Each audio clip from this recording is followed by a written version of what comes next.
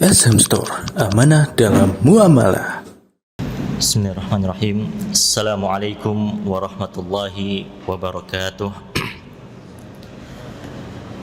Innal hamdalillah nahmaduhu wa nasta'inuhu wa nastaghfiruh wa na'udzu billahi min syururi anfusina wa min sayyiati a'malina. May yahdihillahu fala mudhillalah wa may yudlil fala hadiyalah. Asyhadu an la ilaha illallah wahdahu la syarikalah wa asyhadu anna Muhammadan abduhu wa rasuluhu la nabiyya ba'dah. Ya ayyuhalladzina amanu taqullaha haqqa tuqatih wa la tamutunna illa wa antum muslimun. Ya ayyuhan nasu taqu rabbakumul ladzi khalaqakum min nafsin wahidah wa khalaqa minha zawjaha wa bassa minhuma rijalan katsiran wa nisaa'a wattaqullaha alladzi tasaaluna bihi wal arham innallaha kana 'alaikum raqiba. Ya ayyuhalladzina amanu taqullaha wa qulu qawlan sadida yuslih lakum a'malakum wa yaghfir lakum dhunubakum wa may yuti'illaha wa rasulahu faqad faza fawzan 'azima. Amma ba'd, fa inna asdaqal hadithi kitabullah wa khairal hadi Muhammadin sallallahu alaihi wasallam wa syarral umuri muhdatsatuha wa kullu muhdatsatin bid'ah wa kullu bid'atin dhalalah wa kullu dhalalatin finnar.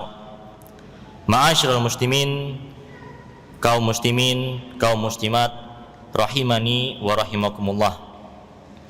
Pertama-tama marilah kita ucapkan puji syukur kita kehadirat Allah Azza wa Jalla yang dengan limpahan nikmat dan rahmat yang Allah anugerahkan kepada kita semuanya, maka Allah mudahkan kita untuk melangkahkan kaki menghadiri kajian yang mana ini sebenarnya merupakan suatu nikmat yang besar, sehingga seorang hamba Allah berikan nikmat hidayah, Allah berikan nikmat taufik untuk bisa datang menuntut ilmu. Betapa banyak ya kita saksikan di luar sana, ada banyak kaum muslimin yang mungkin mereka belum mendapatkan hidayah, mereka tidak melaksanakan perintah-perintah Allah, dan bahkan mereka pun menerjang larangan-larangan Allah. Maka ini merupakan salah satu nikmat yang seharusnya kita semua mensyukurinya, yaitu nikmat berupa hidayah, nikmat berupa dipahamkannya ilmu agama. Sebagaimana Nabi alaihi salatu wassalam bersabda, man yuridillahu bihi khairan yufaqihu fid din. Barang siapa yang Allah kehendaki baginya kebaikan dari Allah, maka dia akan dipahamkan dalam ilmu agama. Semoga kita semua ma'asyiral muslimin termasuk ke dalam sabda Nabi sallallahu alaihi wasallam tersebut. Kemudian para hadirin sekalian rahimani wa rahimakumullah, tema kajian atau pembahasan kita pada malam hari ini adalah terkait dengan apa, Pak? Temanya terkait dengan dosa-dosa lisan. Dan kita ketahui bersama bahwasannya nikmat lisan merupakan nikmat yang sangat agung. Namun terkadang lisan itu pun ada keplesetnya, terkadang ada penyakit-penyakitnya yang kita harus memahami itu adalah sebuah penyakit agar kita bisa menjauhi hal tersebut. Dan pada pembahasan malam hari ini ma'asyiral muslimin, kita akan banyak mengambil dari kitab Afatul Lisan fi Dhawil Kitab wa Sunnah yang dikarang oleh Syekh Sa'id bin Ali bin Wahab Al-Qahtani rahimahullahu ta'ala. Dan beliau ini adalah pengarang dari buku zikir dan wirid yang terkenal, yaitu buku apa? Hisnul Muslim. Maka beliau pun memiliki suatu karangan lainnya, di antaranya yaitu Afatul Lisan, penyakit-penyakit lisan. atau petaka-petaka lisan. Dan insya Allah kita akan banyak mengambil dari apa yang beliau tuliskan di kitab beliau tersebut. Namun ma'asyiral muslimin rahimani wa rahimakumullah, kitab yang beliau karang itu sebenarnya merupakan kitab yang sangat panjang atau cukup panjang. Halaman dari kitab aslinya sekitar 180-an lembarnya. Nah, tentunya tidak cukup kalau kita sampaikan semuanya. Maka pada kesempatan kali ini akan kita ringkaskan Kita ambilkan beberapa perkataan-perkataan beliau, kita ringkaskan materi-materi yang terkait dengan dosa-dosa lisan. Untuk mempersingkat waktu, ma'asyiral muslimin rahimani wa rahimakumullah.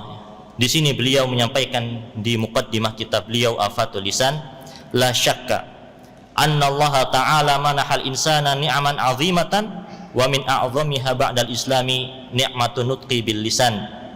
Beliau rahimahullah menyebutkan bahwasannya tidak diragukan lagi Allah Subhanahu wa ta'ala telah memberikan nikmat-nikmat yang amat banyak kepada manusia. Dan di antara nikmat yang agung, nikmat yang besar yang Allah berikan kepada kaum muslimin setelah Islam adalah nikmat bisa berbicara dengan lisan. Kita sadari atau tidak, maka ini adalah nikmat dari Allah Subhanahu wa ta'ala. Sebagaimana yang Allah firmankan dalam surat Al-Balad di ayat yang ke-8 dan di ayat yang ke-9, Allah Subhanahu wa ta'ala berfirman, alam naj'alahu ainain wa lisana wa syafatain, tidakkah kami jadikan bagi kalian ainain, yaitu dua mata, wa lisana wa syafatain, dan telah kami jadikan pula bagi manusia tersebut satu lidah dan dua bibir. Maka ini ma'asyiral muslimin merupakan nikmat dari Allah Subhanahu wa ta'ala.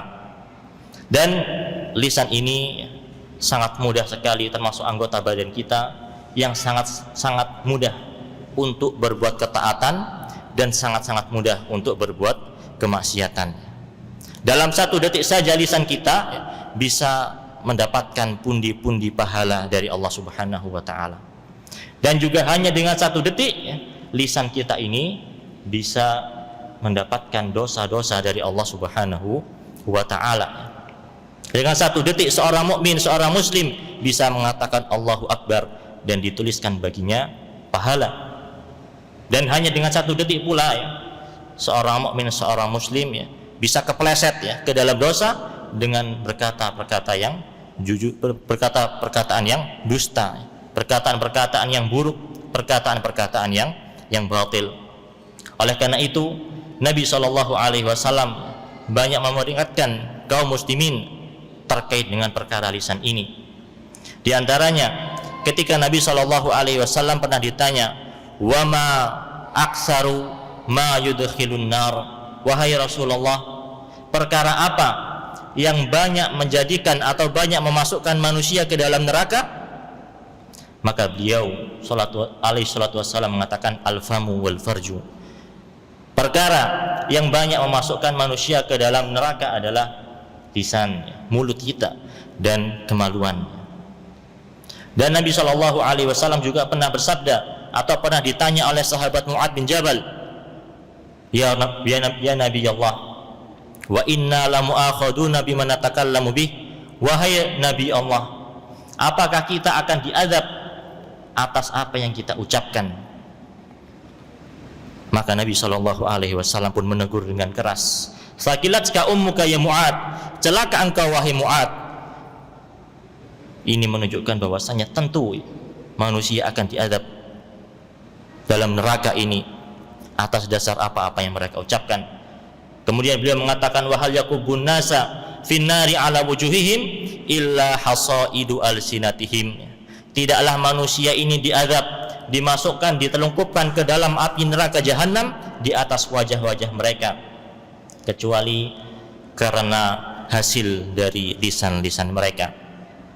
Maka ma'asyiral muslimin rahimani wa rahimakumullah, pada kesempatan kita hari ini kita akan sedikit membahas, dan pembahasan kita pada hari ini adalah supaya kita kembali mengingat mengenai dosa-dosa yang sangat mudah keluar dari lisan-lisan kita. Tentu kita semuanya bukanlah termasuk orang-orang yang maksum. Kita tidaklah terjaga lisan kita, pasti ada terpelesetnya ke dalam perkara-perkara yang dosa. Maka kajian kita pada malam hari ini merupakan bentuk tadzkir, peringatan agar kita senantiasa ingat, oh kemarin ternyata yang saya lakukan adalah perbuatan dosa, termasuk di antara dosa-dosa lisan. Kemudian Syekh Sa'id Al-Qahtani mengatakan rahimahullah, wa fil lisani afatani azimatani, dan lisan ini ma'asyiral muslimin memiliki dua penyakit yang agung. Lisan memiliki dua penyakit yang agung. Apa saja? Yang pertama yaitu afatul kalami bil batil, dan yang kedua yaitu afatus sukuti anil haq. Lisan ini memiliki dua penyakit. Yang pertama ya, apabila lisan itu aktif ya, maka dia pun bisa menyebabkan dosa. Kapan itu? Ya, ketika dia aktif berbicara, membicarakan perkara-perkara atau mengucapkan perkara-perkara yang batil. Dan kemudian ketika manusia memiliki lisan, atau ketika lisan tersebut pasif pun ya, dia diam, namun ternyata lisan itu pun bisa menghasilkan dosa. Ketika pasif saja ya, bisa menghasilkan dosa. Kapan itu? Ya, ketika dia diam dari kebenaran-kebenaran yang ada. Ada kebenaran, maka dia tidak mau menyampaikan. Atau ada kebatilan, dia pun tidak meninggalkan kebatilan tersebut, atau tidak beramar ma'ruf nahi munkar, tidak menasehati. Maka hal demikian ma'asyiral muslimin termasuk di antara penyakit-penyakit lisan. Namun yang menjadi pembahasan kita pada malam hari ini adalah poin yang pertama. Yang pertama tadi kan apabila lisan itu aktif ya, dia berbicara namun berbicara hal yang batil. Yang kedua yaitu apabila lisan itu pasif ya, pun tetap bisa mendapatkan dosa, yaitu dengan apa? Seorang diam dari menyampaikan kebenarannya. Nah, pembahasan kita adalah di poin yang pertama ini, yaitu ketika lisan kita aktif namun mengucapkan perkara-perkara yang batil. Dan pembahasan kita ma'asyiral muslimin rahimani wa rahimakumullah, ada dua poin dosa-dosa lisan ya. Apabila lisan itu aktif berbicara, itu ada dua poin. Yang pertama ma'asyiral muslimin, yaitu dosa-dosa lisan yang berkaitan dengan Allah, yang berkaitan dengan Rasulnya, yang berkaitan dengan agama. Itu adalah dosa lisan yang pertama. Kemudian yang kedua yaitu dosa-dosa lisan yang berhubungan dengan sesama manusia. Maka poin pertama ma'asyiral muslimin rahimani wa rahimakumullah, apa saja yang termasuk di antara dosa-dosa lisan yang berkaitan dengan Allah, berkaitan dengan Rasulnya, berkaitan dengan agama. Yang pertama yaitu kata beliau al-kadzibu 'alallahi wa rasul, yaitu seorang dia berdusta atas nama Allah, atas nama Rasulullah sallallahu alaihi wasallam. Kemudian beliau mengatakan fal kadzibu al-ikhbaru 'an syai'i ala khilafi ma huwa 'amdan kana am syahwan aw sahwan. Beliau mengatakan yang dimaksud dusta, perbuatan dusta atau al-kadzib dalam bahasa Arab adalah ketika seseorang mengabarkan sesuatu namun menyelisihi fakta yang ada, baik itu sengaja ataupun tidak sengaja. Maka ini adalah di antara pengertian dosa. Dan banyak sekali dalil-dalil yang melarang kaum mukminin atau melarang umat manusia ini berdusta atas nama Allah dan Rasulnya. Di antara ayat-ayat yang menjelaskan larangan untuk berdusta atas nama Allah adalah di surat Al-An'am di ayat 144 ya. Di surat Al-An'am di ayat 144 Allah Subhanahu wa taala berfirman, "Faman adzlamu mimman iftara 'alallahi kadziban liyudillan nasa bighairi ilmin." Maka siapakah orang yang lebih zalim dibandingkan orang-orang yang membuat kedustaan atas nama Allah. Liyudillan nasa bighairi ilmin, yang mana tujuan dari kedustaan tersebut adalah untuk menyesatkan manusia tanpa ilmu. Innallaha la yahdil qaumadz zalimin. Sesungguhnya Allah tidaklah memberi hidayah bagi orang-orang yang zalim, yaitu orang-orang yang mereka berdusta atas nama Allah Subhanahu wa ta'ala. Kemudian dalil yang lainnya, ma'asyiral muslimin, di antara dalil yang melarang manusia untuk berdusta atas nama Allah adalah pada surat Al-An'am, di surat yang sama pada ayat 21, di ayat yang ke-21 Allah Subhanahu wa ta'ala berfirman, wa man adlamu mimman iftara 'ala Allahi kadiban aw kadzdzaba bi ayatihi innahu la yuflihuz zalimun. Allah Subhanahu wa ta'ala berfirman, dan siapakah yang lebih zalim dibandingkan orang-orang yang mereka mendustakan atau berdusta atas nama Allah, atau mereka mendustakan ayat-ayat Allah. Innahu la yuflihuz zalimun. Sesungguhnya tidaklah beruntung orang-orang yang mereka berbuat zalim. Di dua ayat yang mulia ini Allah Subhanahu wa ta'ala mengabarkan bahwasannya orang yang mereka berdusta atas nama Allah, maka yang pertama, Allah tidak akan memberi baginya hidayah. Allah tidak akan memberi baginya hidayah. Kemudian yang kedua, Allah Subhanahu wa ta'ala mengatakan, innahu la yuflihuz zalimun.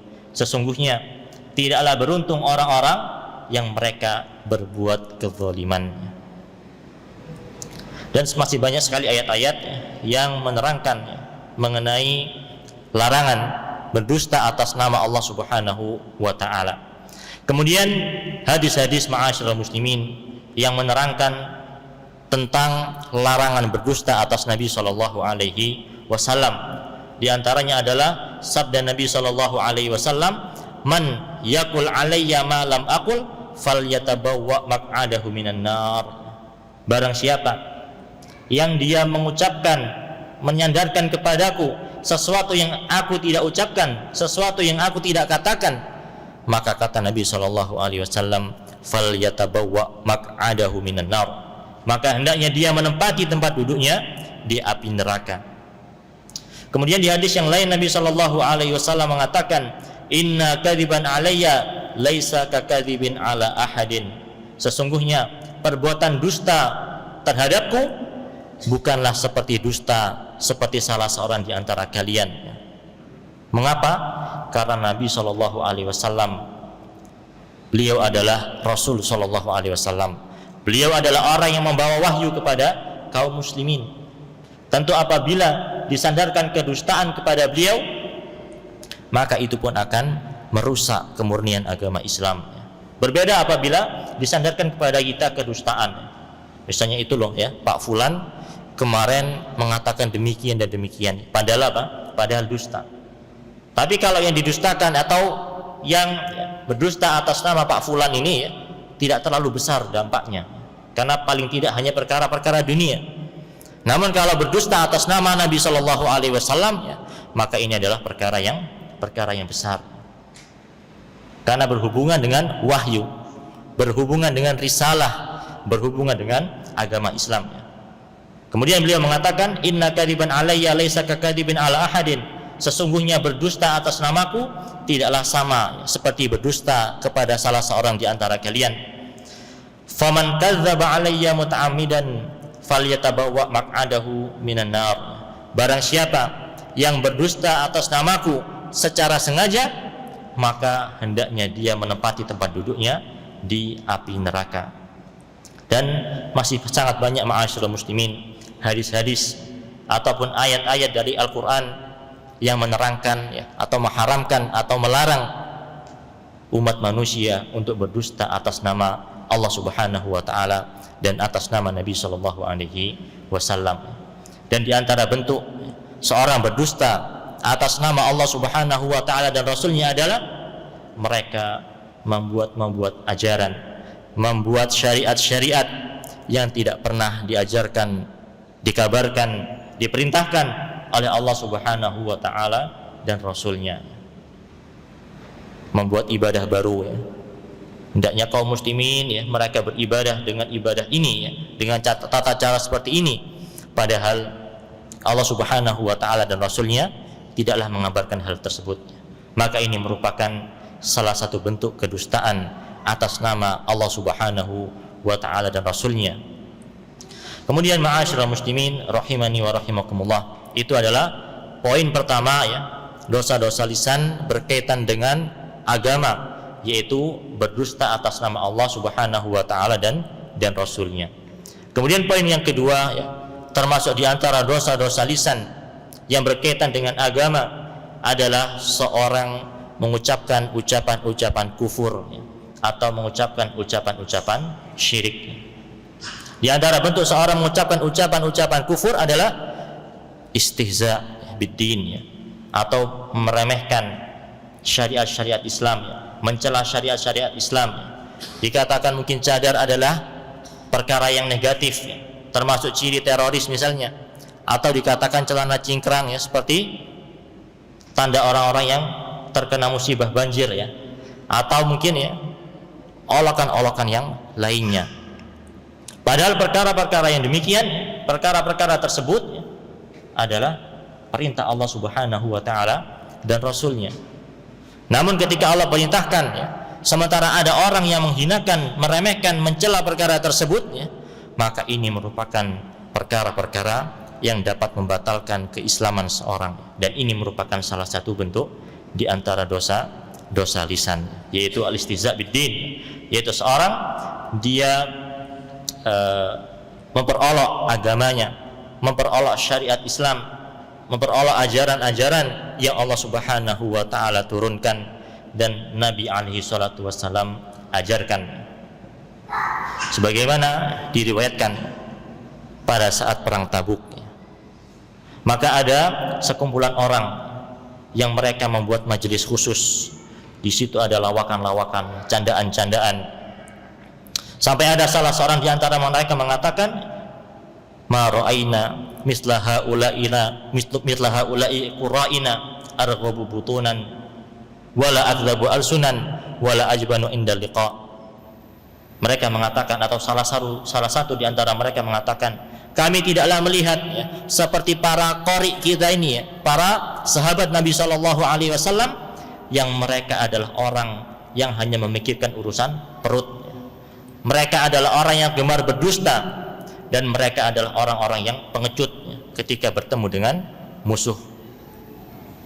Maka ada salah seorang sahabat yang mendengar ucapan tersebut, kemudian datang mengabarkan Nabi SAW, wahai Rasulullah, sesungguhnya ada orang yang mengatakan demikian dan demikian.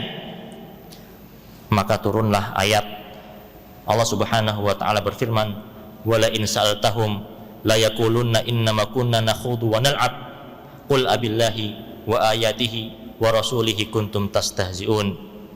Allah Subhanahu wa taala berfirman, dan apabila kalian bertanya kepada mereka, maka mereka akan mengatakan, sesungguhnya kami ini wahai Rasul hanyalah bercanda, kami hanya bersenda gurau, kami hanya bermain-main.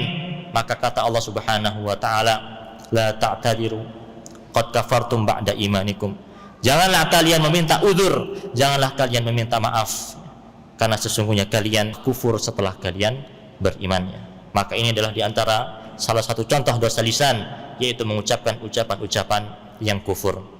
Kemudian di antaranya adalah mengucapkan ucapan-ucapan yang syirik, ma'asyiral muslimin ya, seperti seseorang bersumpah atas nama selain Allah, padahal Nabi sallallahu alaihi wasallam bersabda, man halafa bi ghairillahi faqad asyraka. Barang siapa yang bersumpah atas nama Allah, maka sungguh dia telah berbuat kesyirikan. Kemudian di antara contoh lain, seorang berucap dengan ucapan-ucapan yang mengandung unsur kesyirikan adalah di mana orang tersebut dia mengatakan masya Allahu wa syi'ta, atas kehendakmu ya Allah dan atas kehendak Allah dan atas kehendakmu. Nabi SAW bersabda, idza halafa ahadukum fala yaqul masya Allahu wa syi'ta. Apabila salah seorang di antara kalian bersumpah, maka janganlah dia mengatakan atas kehendak Allah dan atas kehendakmu, walakin liyakul masyaallahu summa syi'ta.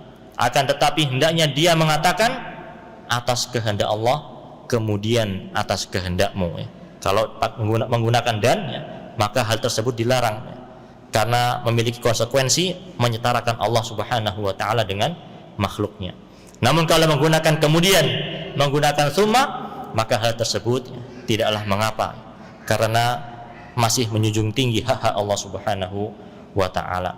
Dan perkara-perkara lainnya yang mengandung unsur-unsur kesyirikan dan banyak dijelaskan oleh pengarang kitab tauhid Syekh Muhammad bin Abdul Wahab bin Sulaiman At-Tamimi. Di sana banyak sekali ucapan-ucapan yang mengandung perbuatan-perbuatan kesyirikan.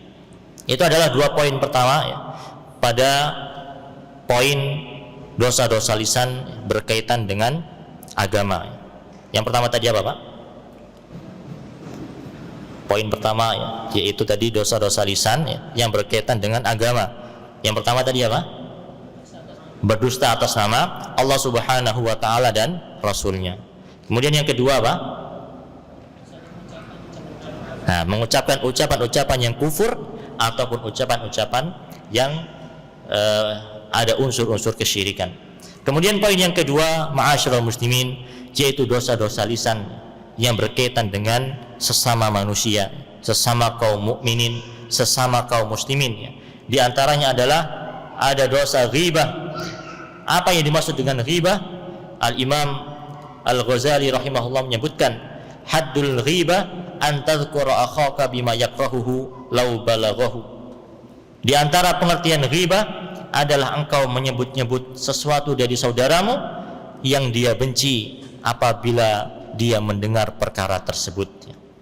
Maka ini adalah termasuk larangan, termasuk dosa-dosa lisan yang dilarang di dalam agama Islam. Dan disebutkan oleh Syekh Sa'id bin Ali bin Wahab Al-Qahtani rahimahullah, di antara dalil yang mengharamkan hal tersebut, yang mengharamkan perbuatan ghibah adalah firman Allah Subhanahu wa taala, ya ayyuhalladzina amanu ijtanibu katsiran minadh-dhann inna ba'dadh-dhanni itsm. Wahai orang-orang yang beriman, jauhilah oleh kalian prasangka-prasangka buruk, karena sesungguhnya prasangka-prasangka buruk itu mendatangkan dosa atau termasuk di antara dosa.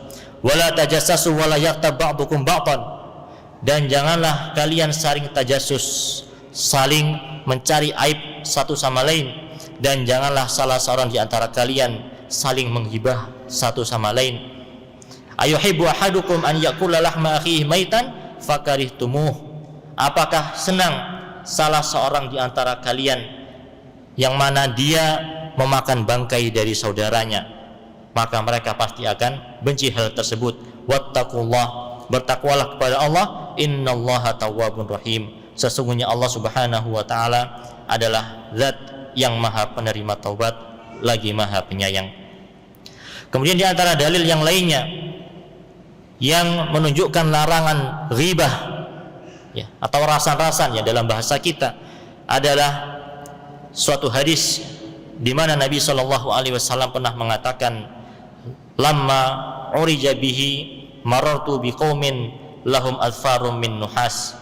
Ketika, kata Nabi sallallahu alaihi wasallam, suatu ketika aku dimi'rajkan oleh Allah Subhanahu wa taala ke langit ketujuh atau ke langit, maka di situ pun aku melewati suatu kaum yang mana mereka memiliki kuku-kuku, yang kuku-kuku mereka ini terbuat dari tembaga. Yakhmushuna wujuhahum wa sudurahum, yang mana mereka merobek-robek wajah mereka dan mereka merobek-robek dada mereka. Faqultu man haula'i ya Jibril. Kemudian Nabi sallallahu alaihi wasallam bertanya kepada malaikat Jibril, wahai Jibril, sesungguhnya siapa orang-orang yang punya kuku dari tembaga kemudian merobek-robek wajah dan dadanya? Maka Jibril alaihissalam mengatakan, haula'il ladzina yaquluna luhuman nas wa yaqa'una fi a'radihim. Mereka yang kau lihat ini wahai Muhammad adalah orang-orang yang mereka suka makan daging saudaranya, yang mereka suka menghibah, mereka suka memakan bangkai saudaranya. Wa yaqa'una fi a'radihim, dan mereka pun banyak melanggar kehormatan saudaranya, banyak mencela saudara-saudaranya. Dan itu adalah ma'asyiral muslimin, termasuk di antara dosa lisan yang berkaitan dengan sesama manusia. Kemudian dosa lisan yang kedua yang berkaitan dengan sesama manusia adalah dosa namimah. Apa itu an-namimah? Di sini beliau menyebutkan, mengutip dari Al-Imam An-Nawawi, beliau mengatakan qala ulama, sesungguhnya para ulama mengatakan an-namimatu naqlu kalamin nasi ba'duhum ila ba'd. Yang dimaksud dengan namimah adalah menukilkan ucapan seseorang kepada orang lain, atau mengutip ucapan seseorang kepada orang lain ala jihatil ifsadi bainahum, dengan tujuan merusak hubungan di antara sesama manusia. Jadi dari kata ghibah dan kata namimah ini hampir ada mirip-miripnya. Namun apa bedanya ya? Kalau ghibah itu ibaratnya hanya sekedar rasan-rasan, Pak ya. Hanya sekedar itu loh, fulan kayaknya seperti ini ya. Seperti itu ya, seperti A seperti C ya. Itu ghibah. Namun kalau namimah ya, dia tidak sekedar rasan-rasan saja ya. Sudah rasan-rasan ya, tapi masih ditambahi bumbu-bumbu ya, supaya saling retak ya, saling rusak hubungan antara kedua orang atau lebihnya. Itu adalah perbedaan antara namimah dan ghibah. Dan di antara dalil-dalil yang melarang dari perbuatan namimah ini adalah sabda Nabi alaihi salatu wassalam, la yadkhulul jannata qattat. Sesungguhnya orang yang dia tukang adu domba, maka dia tidaklah masuk surga. Kemudian di sabdanya yang lain Nabi SAW mengatakan, la yadkhulul jannata namam, tidak akan masuk surga orang yang senantiasa berbuat namimah, orang yang senantiasa berbuat dengan namimah. Sebagaimana juga disebutkan dari riwayat Ibnu Abbas radhiyallahu anhuma, di mana beliau mengatakan, marra Rasulullah sallallahu alaihi wasallam ala qabrain. Suatu ketika Rasul sallallahu alaihi wasallam jalan-jalan dengan para sahabatnya. Nah, di perjalanan perjalanan ya, Nabi sallallahu alaihi wasallam menjumpai dua kuburan. Faqala, maka Nabi sallallahu alaihi wasallam bersabda, la yu'adzabani wa ma yu'adzabani fi kabirin. Sesungguhnya dua penghuni kuburan ini saat ini mereka tengah diadab, dan mereka berdua tidaklah diadab pada perkara-perkara yang besar. Seakan-akan perkara tersebut remeh di sisi manusia, walaupun memiliki adab yang besar. Amma hada fakana la yastatiru min baulih. Adapun penghuni kubur yang pertama ini ya, maka dia adalah orang yang tidak menjaga air kencingnya ya. Kencing tidak bersih ya. Atau kemudian juga tersebar kemana-mana ya. Wa amma hada fakana yamshi bin namimah. Adapun salah satu di antara orang tersebut ya, orang yang kedua, maka orang tersebut adalah orang yang gemar menyebarkan adu domba. Ketika berjalan bertemu orang lain ya, mengadu domba satu sama lain. Ini adalah di antara penyakit-penyakit lisan yang seorang mukmin, seorang muslim ya, hendaknya menjauhi perkara tersebut ya. Karena sesungguhnya ma'asyiral muslimin ya, dijelaskan oleh Ibnu Abdul Bar dari Yahya bin Abi Katsir, beliau mengatakan, yufsidun namamu wal kadzab fi sa'atin ma la yufsidu sahiru fi sanatin. Sesungguhnya orang-orang yang berbuat namimah dan orang-orang yang gemar berdusta, mereka dapat merusak dalam waktu sekejap apa-apa yang tidak bisa dirusak oleh sihir dalam waktu 1 tahun. Inilah hebatnya apa? Hebatnya tukang adu domba dan para pendusta. Mereka bisa merusak sesuatu dengan sekejap apa-apa yang tidak bisa dirusak oleh sihir. Wan namimatu min anwa'i sihri li'annaha tusyariku sihra fi tafriqi bainan nas. Dan sesungguhnya namimah ini adalah mirip-mirip dengan sihir, karena namimah ini sama-sama dengan sihir, yaitu memiliki sifat tafriq, bisa memecah belah antar manusia, bisa memecah belah antar manusia. Ini diantara khuturah atau bahayanya dari perbuatan ghibah atau perbuatan an-namimah. Kemudian dosa lisan yang berikutnya, ma'asyiral muslimin rahimani wa rahimakumullah, yang berkaitan dengan hak sesama manusia adalah dosa berdusta ya. Kalau tadi ya, berdusta atas nama Allah dan Rasulnya ya. Namun ya, pada poin yang kedua ini adalah berdusta secara umum ya. Maka perbuatan tersebut ya tetaplah dilarang ya.